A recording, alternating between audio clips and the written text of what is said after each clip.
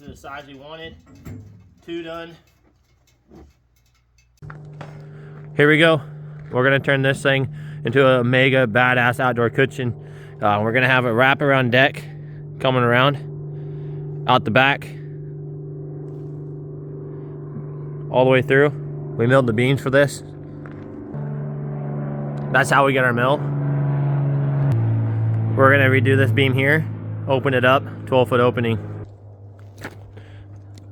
Wraparound deck, 10, 12 foot, overlooking this view.